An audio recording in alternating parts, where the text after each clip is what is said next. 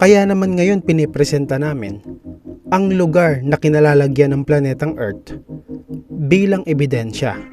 Dahil base sa pare-parehas at paulit-ulit na karanasan natin, alam natin na ang sanhi na kayang gawing balanse ang mga bagay-bagay para sa isang layunin ay pag-iisip.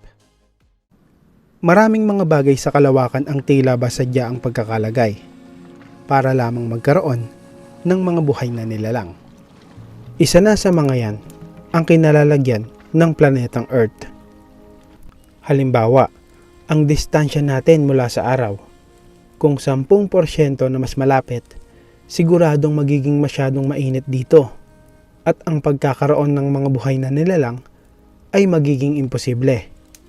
Hindi rin naman maganda kung masyadong malayo. Magiging sobra ang lamig at magyayelo ang mga tubig sa planeta natin. At ang posibilidad na magkaroon ng mga buhay na nilalang ay bababa ng husto. Dagdag pa natin ang pagiging nasa pinakaligtas na uri ng galaxy, ang pagiging nasa tamang parte ng galaxy, ang pagkakaroon ng Jupiter, ang pagkakaroon ng hindi masyadong malaking araw, at ang pagkakaroon ng tamang sukat ng buwan. Ilan lamang ito sa maaari pa nating ituring na tila ba sadya ang pagkakalagay at hindi nagkataon lamang. Lahat para sa layunin na magkaroon ng mga buhay na nilalang. Ngayon ang tanong, paano naman kaya ito naging ebidensya na may Diyos? Para mas madali nating makuha ang ideya, gamitin natin ang aquarium sa paglalarawan. Sa paglalagay ng heater, ang pagkakabalanse sa temperatura ng tubig ay dapat na tama lang.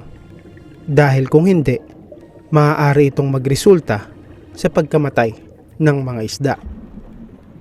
Ang temperatura ng tubig ay dapat na sakto o tama lang. At para gawing posible ito, kailangan mo itong gamitan ng pag-iisip. Ngayon di hamak na mas kritikal ang pagiging balanse ng mga bagay-bagay sa kalawakan upang ang pagkakaroon ng mga buhay na nilalang ay maging posible. Kaya naman ngayon pinipresenta namin ang lugar na kinalalagyan ng planetang Earth bilang ebidensya.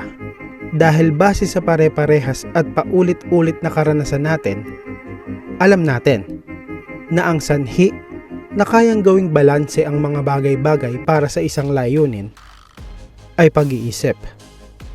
Itinuturing na ang buong kalawakan ay may simula.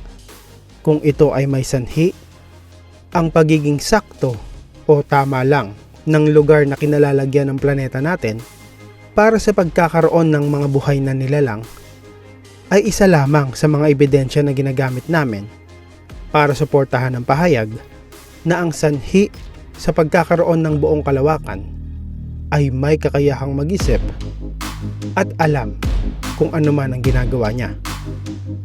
Pero ikaw, ano ba sa tingin mo? Paki-comment naman sa ibaba. At dito na po nagtatapos ang aking video. Have a wonderful day.